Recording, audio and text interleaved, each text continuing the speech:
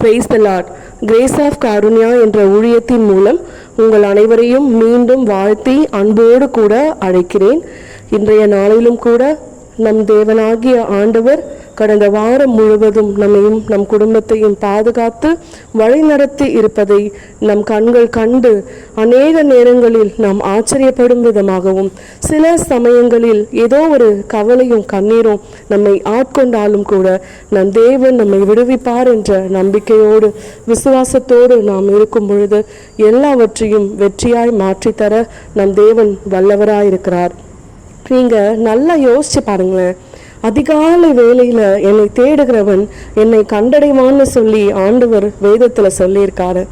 நாம் அதிகாலையில் எழுந்து வெளியில வந்து நீங்க நின்று வானத்தையும் மரங்களையும் பார்த்தீங்கன்னா ஒரு மென்மையான சத்தமும் மென்மையான குருவிகளுடைய சத்தங்களும் குயில்களின் சத்தங்களும் ஒரு நிசப்தமான சூழ்நிலையும் உண்டாகுங்க. அவைகள் எல்லாம் எழுந்து ஆண்டவரை மகிமைப்படுத்தி ஒரு நாளும் தன் ஆகாரத்துக்கு குறைவில்லாதபடிக்கு அவைகளெல்லாம் போஷிக்கப்படுதுங்க.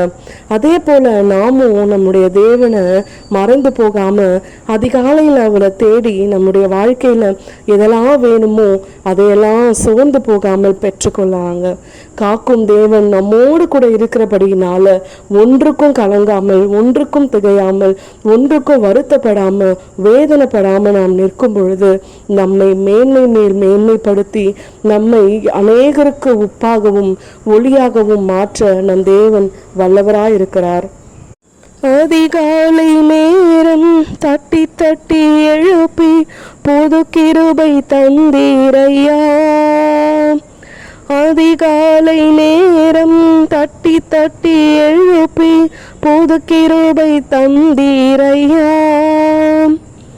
ஆனந்த மழையில் நனைத்த தினம் நன்றி சொல்ல வைத்தீரையா. ஆனந்த மழையில் நனைத்த தினம் நன்றி சொல்ல வைத்தீரையா.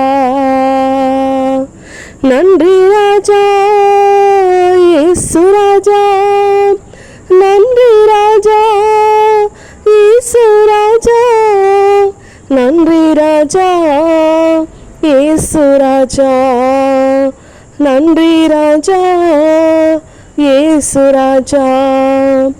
ராஜா நீர் செய்த நன்மைகள் அவை எண்ணி முடியாதையா. ஏறெடுப்பே நன்றி பலி என் ஜீவ நாளெல்லாம்.